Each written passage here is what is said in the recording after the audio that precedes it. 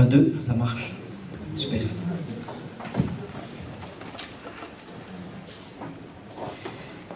D'abord, bonjour frères et sœurs. Question habituelle, est-ce que ça va? Oui? Vous avez passé une bonne semaine? Vous avez bien mangé ce matin avant de venir? Le ventre est rempli? Dis-moi ce que tu manges. Je te dirai qui tu es. Ça reviendrait à dire, dis-moi qui tu fréquentes, et je te dirai qui tu es. Bon, vous vous souvenez de quoi on va parler? On va continuer à manger ce matin du fruit. On va aller un peu plus loin, on va voir en quoi ça implique de manger du fruit de la parole de Dieu. Du fruit que nous avons cité les dernières fois, je vais y revenir dans un instant. Mais si nous sommes de ceux qui avons mangé du pain de la parole de Dieu, alors nous devons ressembler à celui qui nous a donné ce pain, à Dieu en l'occurrence, hein, c'est la parole de Dieu. Si nous mangeons du pain, de ce pain-là, eh bien nous allons ressembler à ce qui est écrit là-dedans. Vous êtes d'accord avec ça? Alors, on va retourner dans Jean. Vous connaissez normalement lequel de chapitre nous allons aborder. Si vous avez oublié, c'est pas grave, je vous le rappelle. C'est Jean, chapitre 15. La dernière fois, nous avons lu les 8 premiers versets, et aujourd'hui, je crois qu'on va lire tout le chapitre, si vous avez un peu de temps.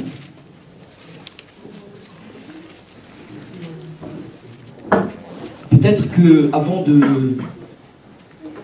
partager, de lire, de faire la lecture, nous allons nous lever à notre place et nous allons demander au Seigneur qui nous assiste dans la compréhension de sa parole, qu'il m'assiste moi aussi dans l'annonce de sa parole.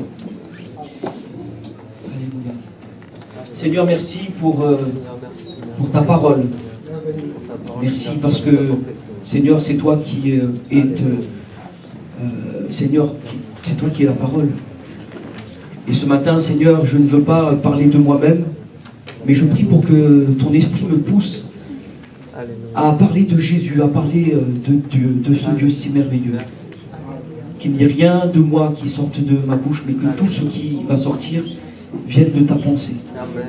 Et que ta parole, Seigneur, se plante dans les cœurs, dans nos cœurs, comme une graine qui est plantée dans de la bonne terre. Ce matin, dispose notre cœur, travaille notre cœur et donne-nous aussi à travailler notre cœur afin que nous le disposions, afin que nos cœurs soient cette terre qui est prête à recevoir ta parole. Bénis-la maintenant et que cette parole que nous mangeons tous les jours, Seigneur, produise l'effet que tu veux et que cette parole ne revienne pas à toi sans qu'elle ait produit ce que tu veux, Seigneur, dans le nom de Jésus. Amen, amen, amen. Amen. Jésus dit ceci en Jean chapitre 15. Je suis le vrai cep, c'est Jésus qui parle. Mon Père est le vigneron. Tout sarment qui est en moi et qui ne porte pas de fruit, il le retranche. Et tout sarment qui porte du fruit, il l'émonde, afin qu'il porte encore plus de fruits. Déjà, vous êtes purs à cause de la parole que je vous ai annoncée. C'est Jésus qui parle à ses disciples, et on peut considérer que Jésus nous parle ce matin, puisque nous sommes ses disciples. Et donc Jésus nous dit, vous êtes déjà purs à cause de cette parole que je vous ai annoncée. La parole de Dieu, c'est une parole qui sanctifie. Alléluia. Donc c'est bon de la lire. Demeurez en moi, Jésus dit, et je demeurerai en vous. Comme le sarment ne peut de lui-même porter du fruit s'il ne demeure attaché au cep, ainsi vous ne le pouvez non plus si vous ne demeurez en moi. Jésus dit, je suis le cep, vous êtes les sarments, celui qui demeure en moi et en qui je demeure porte beaucoup de fruits, car sans moi vous pouvez faire rien. Si quelqu'un ne demeure pas en moi, il est jeté dehors comme le sarment, il sèche, puis on ramasse les sarments et on les jette au feu et ils brûlent. Si vous demeurez en moi et que mes paroles demeurent en vous, demandez ce que vous voudrez et cela vous sera accordé. Si vous portez beaucoup de fruits, c'est ainsi que mon Père sera glorifié et que vous serez mes disciples. J'aime beaucoup ce verset, alors on va le relire. Si vous portez beaucoup de fruits, c'est ainsi que mon Père sera glorifié et que vous serez mes disciples. Donc si quelqu'un se pose la question, comment être disciple de Jésus? On a un élément de réponse ici. Comme le Père m'a aimé, je vous ai aimé, demeurez dans mon amour. Si vous gardez mes commandements, vous demeurerez dans mon amour. De même que j'ai gardé les commandements de mon Père et que je demeure dans son amour. Je vous ai dit ces choses afin que ma joie soit en vous et que votre joie soit parfaite. C'est ici mon commandement. Aimez-vous les uns les autres comme je vous ai aimé. Il n'y a pas de plus grand amour que de donner sa vie pour ses amis. Vous êtes mes amis, Jésus nous dit, vous êtes mes amis si vous faites ce que je commande, ce que je vous commande. Je ne vous appelle plus serviteur, parce que le serviteur ne sait pas ce que fait son maître. Mais je vous ai appelé ami, parce que je vous ai fait connaître tout ce que j'ai appris de mon Père. Ce n'est pas vous qui m'avez choisi, mais moi je vous ai choisi et je vous ai établi afin que vous alliez et que vous portiez du fruit et que votre fruit demeure, afin que ce que vous demandez, ce que vous demanderez au Père en mon nom, il vous le donne. Ce que je vous commande, c'est de vous aimer les uns les autres. Si le monde vous hait, du verbe haïr, sachez qu'il m'a haï avant vous. Si vous étiez du monde, le monde aimerait ce qui est à lui. Mais parce que vous n'êtes pas du monde et que je vous ai choisi du milieu du monde, à cause de cela, le monde vous hait. Souvenez-vous de la parole que je vous ai dite. Le serviteur n'est pas plus grand que son maître. S'ils m'ont persécuté, ils vous persécuteront aussi. S'ils ont gardé ma parole, ils garderont la vôtre. Mais ils feront toutes ces choses, mais ils vous feront toutes ces choses à cause de mon nom, parce qu'ils ne connaissent pas celui qui m'a envoyé, afin que tous soient... Pardon, j'ai sauté 2 pages. Si je n'étais pas venu et que je ne leur eusse point parlé, ils n'auraient point de péché. Mais maintenant, ils n'ont aucune excuse de leur péché. Celui qui me hait est aussi mon Père. Si je n'avais pas fait parmi eux des œuvres que nul autre n'a faites, ils n'auraient pas de péché. Mais maintenant, ils les ont vus. Et ils les ont haïs, moi et mon Père. Ils ont haï moi et mon Père. Mais cela est arrivé afin que s'accomplisse la parole qui est écrite dans leur loi.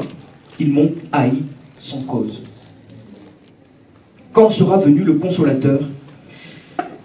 Amen. Quand sera venu le Consolateur? Et vous savez qu'il est venu? Amen. On va en parler dans quelques instants. Quand sera venu le Consolateur que je vous enverrai de la part du Père, l'Esprit de vérité qui vient du Père, il rendra témoignage de moi.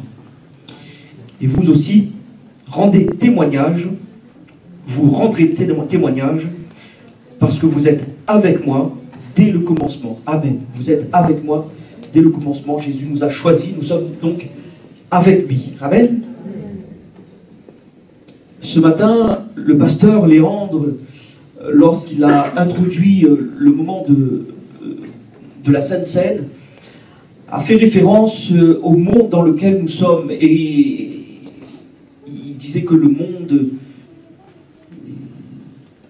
est jugé. Le monde est déjà jugé. Et ce que j'aime dans la parole de Jésus, qu'il vient de prononcer, c'est que si le monde est jugé, ceux qui lui appartiennent ne seront pas jugés, en tout cas, pas comme le monde sera jugé. Nous serons jugés au tribunal de Christ, mais il ne s'agit pas du même jugement. Il ne s'agit pas du jugement pour dire tu vas au ciel, toi tu vas en enfer, non. Ce qui détermine notre destinée, notre destination, c'est ce que nous aurons fait de la parole de Jésus, c'est ce que nous aurons fait de Jésus lui-même. Est-ce que nous l'avons accepté dans notre cœur? Si nous l'avons accepté, eh bien nous ne serons pas jugés comme le monde.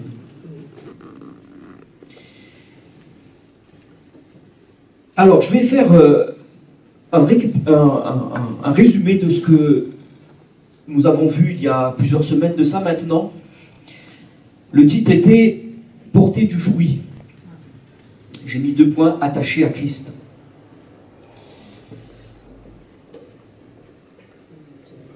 Alors, on avait vu que le fruit, c'était une question de cœur. Vous vous en souvenez?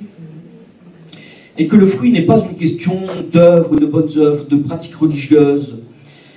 Le fruit n'est pas tout cela.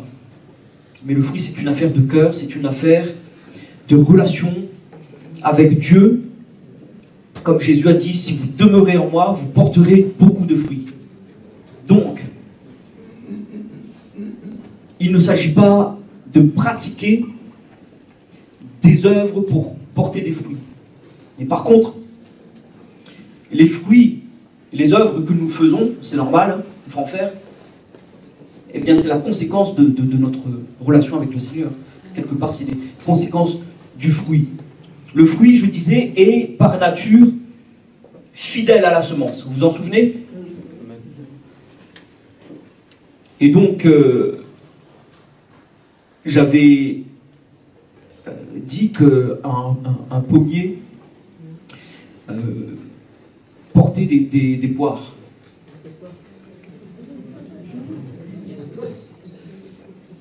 Vous êtes avec moi? Non, c'est pas possible. Parce que la semence ou le fruit est fidèle à l'arbre qui le porte.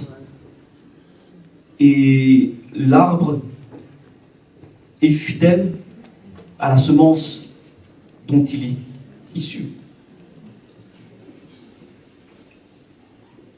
Donc je vous rappelle que nous sommes issus de Jésus, et donc que nous devons être fidèles à cet arbre qui nous porte, Jésus, à cette semence qui a été plantée en nous, la parole de Dieu.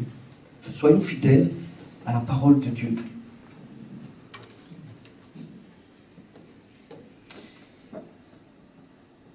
J'avais parlé du caractère de Jésus en nous, puisque si une semence, une petite graine, a toutes les caractéristiques déjà de ce qui va être, un grain de pomme, un pépin de pomme, c'est une pomme en puissance, c'est un pommier en puissance.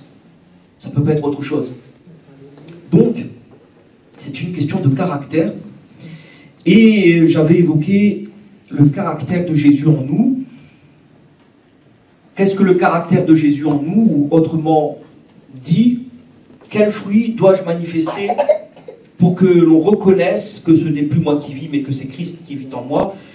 Nous avons fait une petite liste de fruits, nous en avons mangé.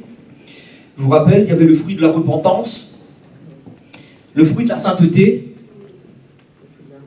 le fruit de la lumière. L'amour est un fruit, c'est vrai, c'est le fruit de l'esprit, ma sœur. Le fruit de l'esprit, c'est l'amour, etc. Le fruit de la justice, et puis le fruit de nos lèvres.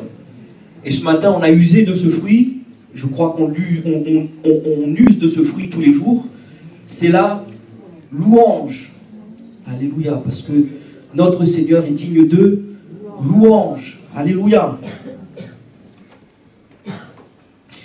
Et puis, je devais aborder mon deuxième point. Je suis passé très rapidement dessus, juste en évoquant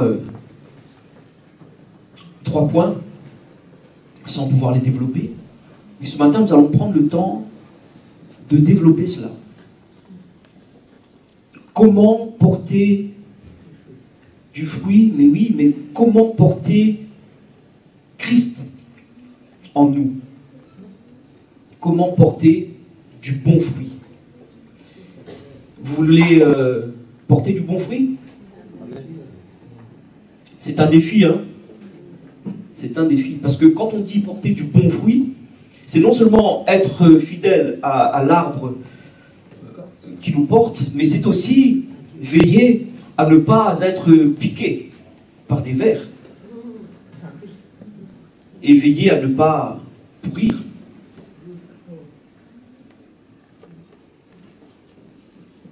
D'un point de vue spirituel. Après, c'est normal que les fruits, hein, ils mûrissent, il n'y a personne qui vient cueillir. Ça pourrit, hein, ça tombe. Et c'est comme ça que ça porte justement du fruit. Hein. Mais là, je parle d'un point de vue spirituel. Attention de nous laisser piquer par quelques vers par là qui ferait qu'on pourrisse. Donc c'est un défi pour nous, frères et sœurs. Et le monde dans lequel on vit, c'est un monde qui sans cesse nous invite à nous réviser. Hein. C'est vrai ou pas? Chaque jour. Merci mon frère. Tu réagis? Je pensais que j'étais seul. Non, je sais que vous êtes là, vous êtes attentifs.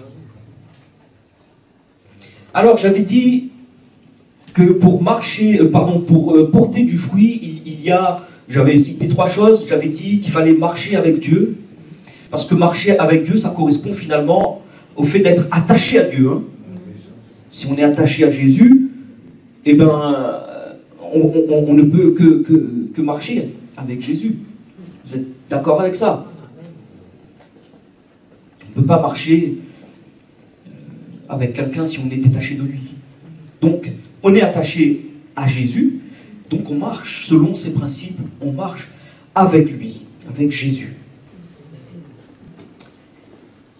J'avais dit aussi que pour porter du bon fruit, il faut être en Christ ou à Christ. Il y a une expression qui dit caché en Christ. J'aime beaucoup cette expression. Ça nous préserve beaucoup de choses, hein, le fait d'être caché en Christ. Et puis, le 3e point que j'avais évoqué, c'était qu'il fallait vivre par l'Esprit. Et nous avons lu, quand le consolateur que je vous enverrai de la part du Père sera venu, Jésus dit l'Esprit de vérité, et bien c'est lui qui rendra témoignage de moi. Donc nous allons parler de ces 3 éléments ce matin, si vous êtes d'accord. Alors, comment porter du fruit? 1er point, marcher avec Dieu.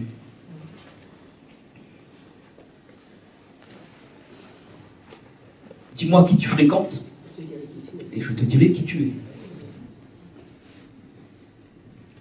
Il y a un homme, eh bien, il est remarquable par son attachement à Dieu. C'est un homme dont il est écrit qu'il marchait avec Dieu. Il y en a plusieurs, hein. Mais la particularité de cet homme, c'est qu'il marchait avec Dieu, et puis hop, tout d'un coup, il ne fut plus. Il est question de Enoch. Enoch. Alors, si vous voulez, on va lire ce qui se passe dans la vie d'Enoch. Il n'y a pas beaucoup de versets qui concernent Enoch. C'est particulier parce que Enoch, c'est un personnage qui nous parle tellement, mais dont le récit n'est même pas détaillé. Par exemple, on connaît Abraham, son récit est bien détaillé. Sa vie nous parle. Mais Enoch, aussi peu de mots qu'il y a à son sujet, nous parle autant. Alors on va voir ce qu'il est dit au sujet d'Enoch. C'est Genèse, vous avez bien compris, parce que Enoch c'est un patriarche. Enoch c'est l'arrière-grand-père de... On va voir si vous connaissez vos classiques. Moi j'avais oublié, donc j'ai révisé. Hein. Donc, si vous ne connaissez pas ou si vous avez oublié, c'est pas grave. Enoch c'est le grand-père de... Tu as dit quelque chose? Exact. Tu peux dire plus fort, hein? Elle est timide. Noé. Noé. Vous connaissez Noé? Oui. Ah, vous me rassurez? Ok. Alors, Genèse, chapitre 5. Nous lirons à partir du verset 18.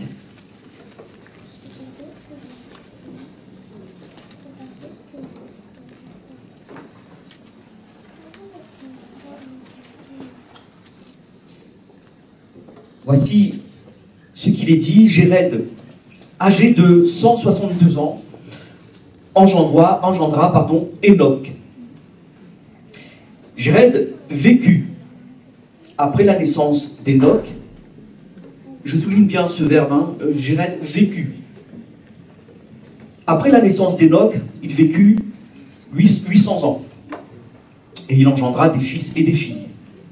Tous les jours de Jéred furent de 962 ans, puis il mourut. Donc il vécut et puis il mourut. Comme tout un chacun, j'allais dire, comme c'est le chemin que tous les hommes doivent prendre. Enoch, âgé de 65 ans, engendra Métuséla, ou Mathusalem. Enoch, après la naissance de Métuséla, vécut. Il n'y a pas de réaction. Marcha. Enoch, après la naissance de Métuséla, marcha. Il n'est pas question de vivre d'un point de vue purement biologique. Bien sûr, il a vécu biologiquement, mais en tout cas, ce qui est important, c'est pas qu'il vécut avec Dieu, c'est qu'il marcha avec Dieu. Je voulais juste souligner ça. Il marcha avec Dieu 300 ans. Il engendra des fils et des filles. Et puis il nous est dit, tous les jours d'Enoch furent de 365 ans. Et il nous est rappelé que Enoch marcha avec Dieu, puis il ne fut plus, parce que Dieu le prit. Enoch, voilà ce que nous avons à son sujet. Alors, il n'y a pas grand-chose, hein, mais il y a des choses quand même intéressantes. C'est que Enoch, c'est un homme qui marche avec Dieu. Est-ce que vous savez ce que ça veut dire Enoch? En hébreu, c'est Hanor. Et est-ce que vous savez ce que ça veut dire? Ça veut dire consacré ou dédié. Ça veut dire plein d'autres choses, ça veut dire inauguré, ça veut dire voilà. Mais ça veut dire dédié, consacré. Et moi je crois que déjà son prénom nous parle beaucoup. Vous savez que à l'époque biblique, en tout cas à l'époque des patriarches, le nom était très important. C'est pas comme nous, aujourd'hui on choisit des noms parce qu'on trouve c'est beau, c'est à la mode, ça sonne américain, c'est... Non. Les noms avaient de réelles significations. Ça avait de réelles significations. Abraham, on l'appelait Abraham parce qu'il est devenu père d'une multitude. Et c'est pas quelque chose qui est faux, c'est quelque chose qui est vrai. C'est authentifié. Donc le nom que quelqu'un portait, eh bien ça laissait paraître quelque part qui il était. Jacob, le trompeur, celui qui trompe. Et Dieu l'a changé en Israël. Enoch. Enoch, ça veut dire consacré.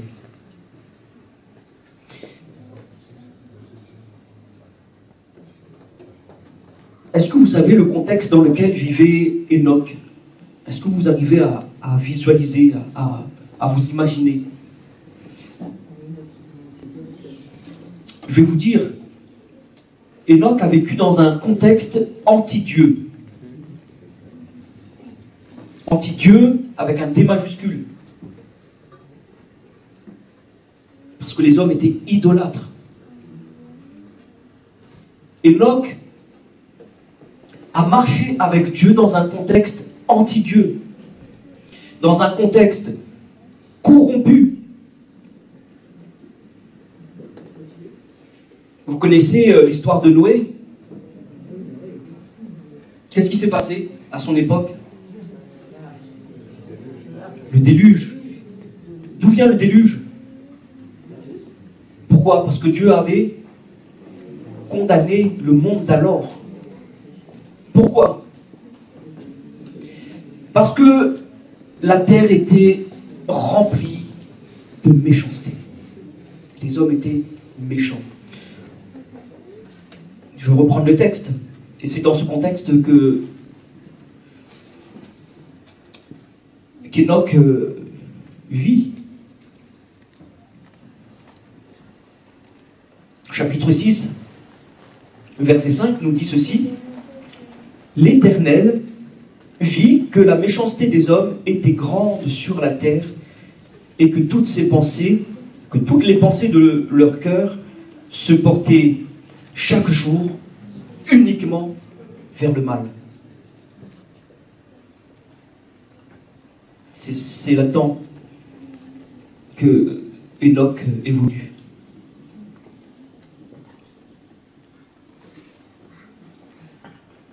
Je rappelle que Enoch, c'est le grand-père de Noé. C'est la même période.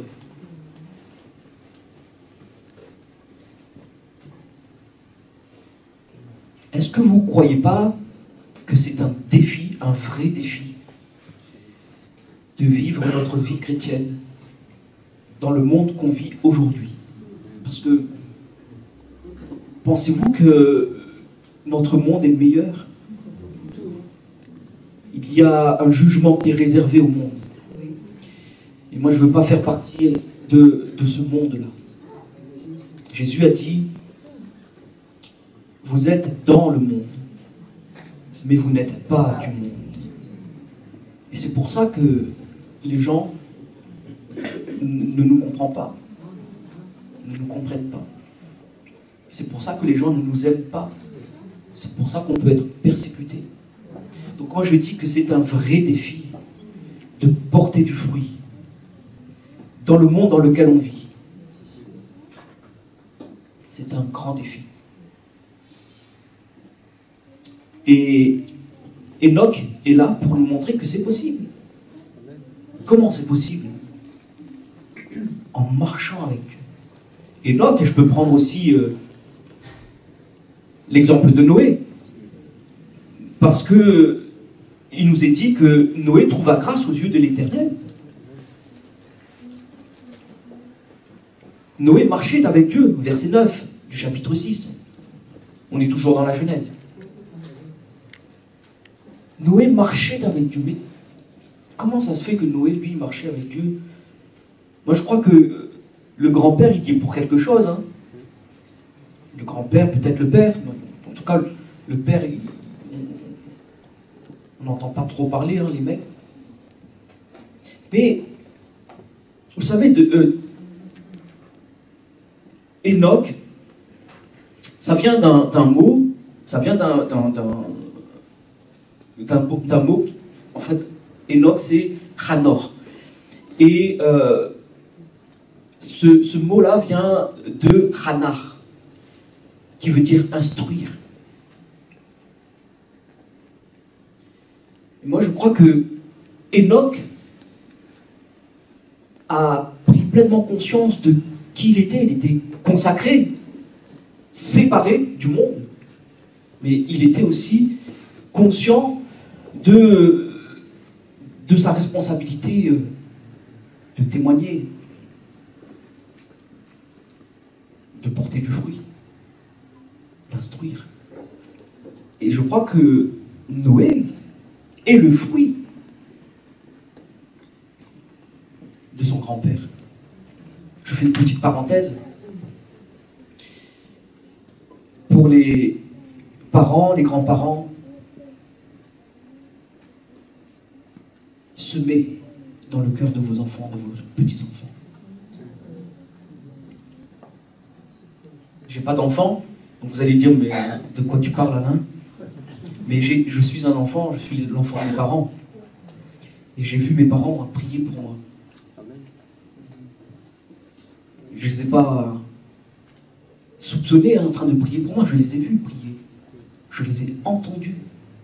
C'est simple, le matin quand je partais à l'école, avec mon sac à dos, je sortais, je passais à côté de la chambre de ma mère, de mes parents. Et ma mère était dans la chambre était fermée. Et je l'entends, elle priait fort. Hein. Elle criait pas, mais je veux dire, voilà. Et j'entendais prier. Enfant, moi, ça me paraissait, bon, elle prie, quoi. Mais bien des années après, avec un peu de réflexion, je me suis dit, les prières de mes parents m'ont préservé de beaucoup de choses.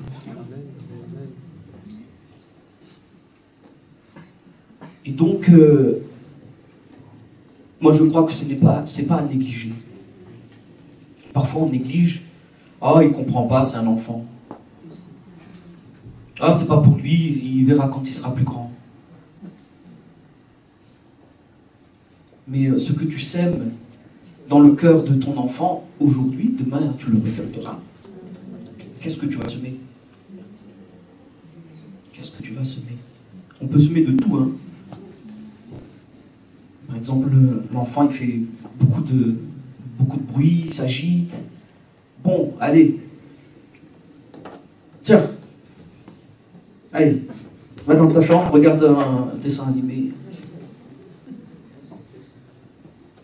Mais c'est une nourriture. Les réseaux sociaux, les dessins animés. Je ne dis pas que c'est mauvais, hein. Attention. Ne déformez pas mes paroles. Mais toute proportion gardée. Et puis bon, après, pour un enfant très jeune, je pense que c'est pas la bonne nourriture. Ce matin, j'entendais à la radio, en venant là, que les gens, les femmes sont addictes de quelque chose qu'on ne pense pas que c'est une drogue. On parlait de excusez-moi du terme, mais c'est comme ça, c'est la malbouffe. Et le sucré, le gras, ce sont des choses addictives. Et on mange, on en veut, le corps en redemande, et en fait, on ne s'en rend pas compte. Encore une fois, je ne dis pas que... J'aime bien manger, hein. Mais ce que je veux dire par là, c'est que ce que nous mangeons, c'est ce que nous serons. Et ce que nous donnons à manger aux autres, c'est ce qu'ils seront. aux autres, je parle en l'occurrence des enfants, des enfants et des petits-enfants. Donc, des choses qui paraissent sucrées, elle a un petit dessin animé. Laisse-moi un peu tranquille. Et bien, tout ça, c'est de la nourriture. Mais, ça aussi, c'est une bonne nourriture pour nos enfants. Est-ce que ça vous arrive, est-ce que vous y pensez, d'acheter des petits livres, bon là je parle pour les petits-enfants, il y a par exemple ma première Bible, alors c'est la Bible, mais en dessin. Ça c'est une bonne nourriture.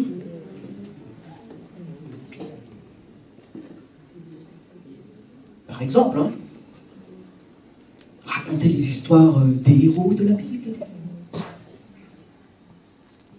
Raconter l'histoire d'Enoch, de Noé, etc., etc. De Jésus. Ah, ça c'est la meilleure des histoires. L'histoire de Jésus. Donc, moi je crois que Enoch, c'est un homme qui nous dit que c'est possible. C'est possible parce qu'il n'est pas le seul à avoir marché avec Dieu. Son petit-fils a marché avec Dieu. Et après Noé, il y a eu d'autres personnes, d'autres personnages qui ont marché avec Dieu.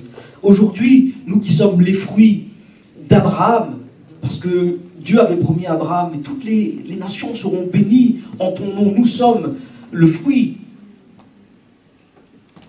de l'obéissance d'Abraham. Eh bien, ça veut dire que c'est possible pour nous aussi aujourd'hui. Alléluia.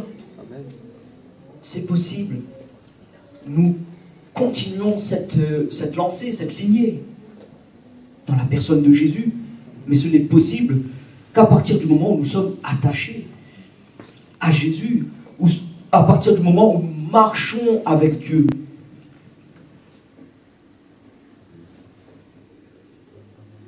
Oui, Enoch, c'est un homme qui nous encourage à être consacrés, à être dédiés.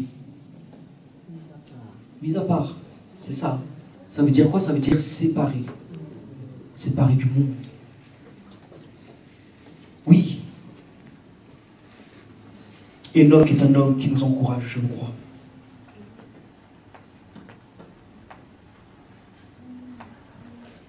À être différent du monde. Différent de ce monde pervers et corrompu. Le psaume 1er qui nous dit « Heureux l'homme qui ne marche pas selon le conseil des méchants. » Mais alors qui fait quoi? Qui trouve son plaisir dans la loi de l'Éternel et qui la médite jour et nuit. C'est ça, marcher avec Dieu. On t'a fait connaître, ô homme, ce qui est bien. Ce que l'Éternel demande de toi, c'est quoi? C'est que tu pratiques la justice. Que tu aimes, c'est que tu pratiques. C'est ça, c'est que tu pratiques la justice, que tu aimes la miséricorde. Et que tu marches. Que tu marches avec ton Dieu humblement. On n'a pas de force sans Dieu. Jésus a dit, sans moi, vous pouvez faire rien.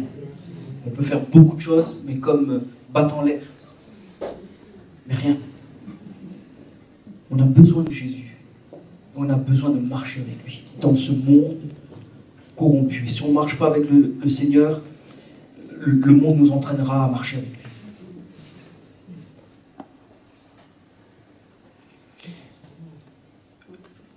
Nous avons lu un texte sur Enoch.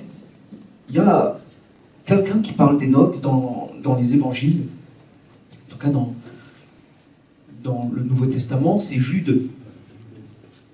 Ce qui est intéressant, c'est que Jude, lui, met en opposition un homme qui marche avec Dieu, donc Enoch, il va parler d'Enoch, opposé aux hommes de son époque qui, eux, marchent selon leur convoitise. On va lire, si vous voulez, c'est Jude qui mentionne Enoch dans son épître au verset 14. Je vous laisse deviner le chapitre. C'est le chapitre 2.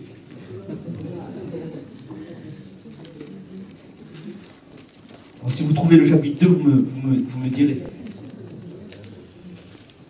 Jude, versets 14 à 19.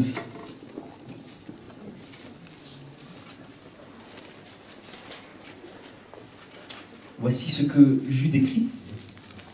C'est aussi pour eux, c'est-à-dire les gens de son époque,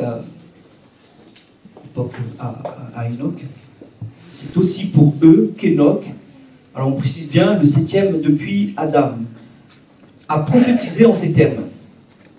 Voici, le Seigneur est venu avec ses saintes myriades pour exercer un jugement contre tous et pour faire rendre compte à tous les impies parmi eux de tous les actes d'impiété qu'ils ont commis et de toutes les paroles injurieuses qu'ils ont proférées contre lui, qu'ont proférées contre lui des pécheurs impies. Pardon, excusez-moi. Je vais grossir la police. Ce sont des gens qui murmurent, qui se plaignent de leur sort, qui marchent selon leur convoitise, qui ont à la bouche des paroles hautaines, qui admirent les personnes par motif d'intérêt. Mais vous, bien-aimés, souvenez-vous des choses annoncées d'avance par les apôtres de notre Seigneur Jésus-Christ. Il vous disait qu'au dernier temps, il y aurait des moqueurs marchant selon leur convoitise, impies. Ce sont ceux qui provoquent des divisions, des hommes sensuels, n'ayant pas l'esprit. Nous allons voir dans un instant, nous aurons une partie avec l'esprit, mais en tout cas là, ici, Jude mentionne des hommes qui marchent selon leur convoitise. Et il dit que Enoch a prophétisé et que Enoch est un témoin dans son temps que lui, en quelque part, il marchait avec Dieu et que les autres marchaient selon la convoitise de leurs yeux et de leur chair. Ça, c'est le monde dans lequel on vit.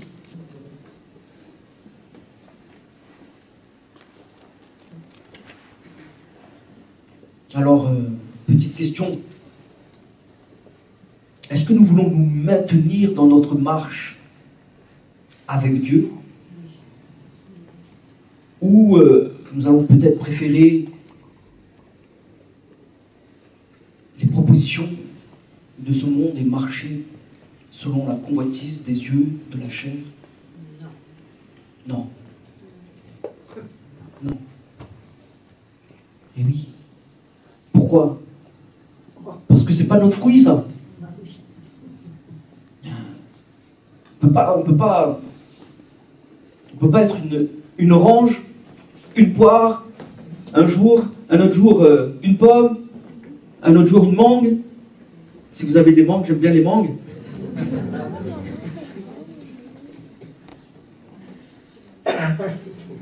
Puis un autre jour, je suis un litchi. Non. C'est bon, oui. Non. On est de Dieu. On n'est pas du monde. Et pour porter du fruit, il nous faut constamment nous réviser. Constamment rentrer en soi-même et dire où est-ce que j'en suis là? Est-ce qu'il n'y a pas quelque chose du monde qui s'est attaché à moi? Rassurez-vous, Jésus ne juge pas parce qu'il sait de quoi nous sommes faits. Il n'y a pas lieu de jeter la pierre à qui que ce soit. Parce qu'on est tous pareils. On est tous pareils. Mais on a reçu une puissance, la parole de Dieu, qui nous aide à vivre, à marcher selon Dieu, à marcher avec Dieu. Amen. Oh là là, leur tour.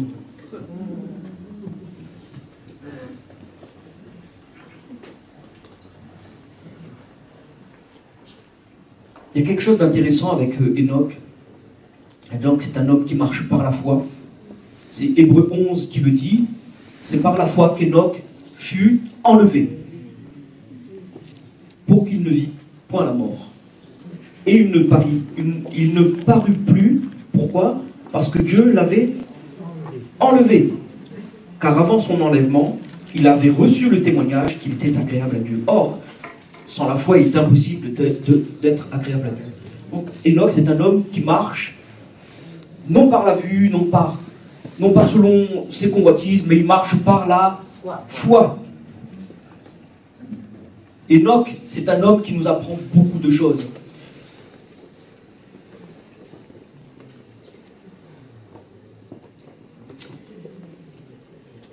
Vous savez que Enoch, c'est un type de l'Église. Enoch, le texte qu'on a lu, nous dit que Enoch marcha avec Dieu, puis il ne fut plus, parce que Dieu le prit.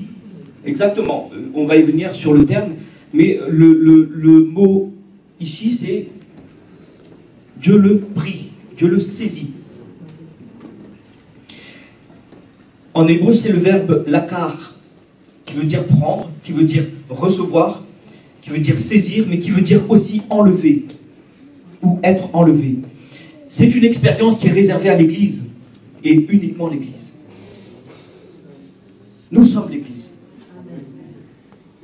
Et si nous marchons avec Dieu, nous serons, tout comme Enoch, enlevés. Enlevés ou ressuscités. Pour ceux qui nous ont précédés dans la mort. Voilà. C'est une expérience qui est réservée à l'Église.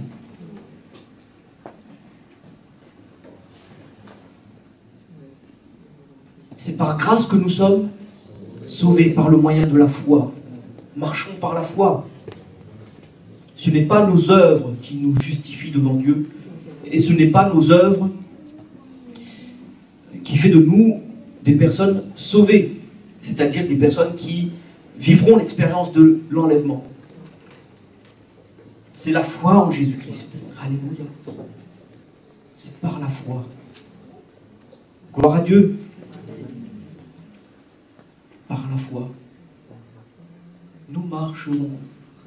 Par la foi, nous triomphons. Quel beau chant. C'est un chant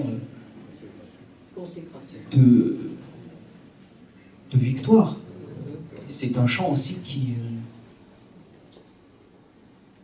je n'ai plus le terme, mais... c'est un chant de confession.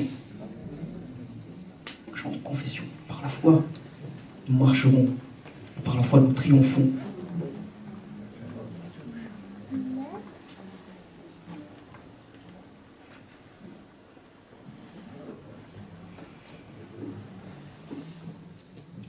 Je dis que, et je termine là-dessus,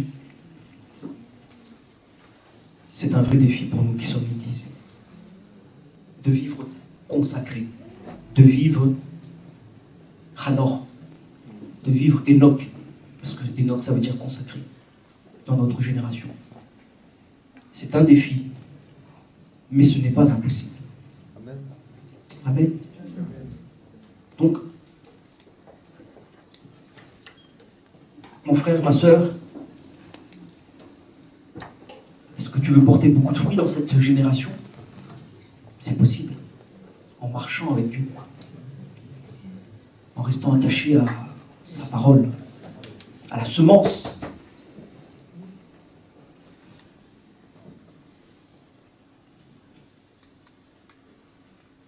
Être en Christ et vivre par l'Esprit, c'était les deux points que je voulais aborder.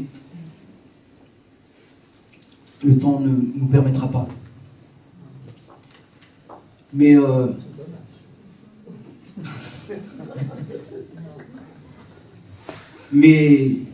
c'est pas grave. Parce que vous pouvez y réfléchir chez vous. Mais on va conclure là. On va conclure ici, en baissant nos fronts. puis en demandant, Seigneur, de nous aider à vivre selon la semence qui a été plantée en nous.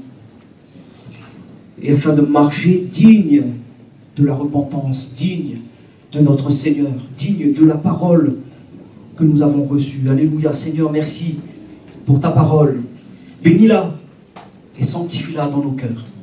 Je prie pour que nous puissions réaliser combien nous avons besoin de toi pour marcher avec toi.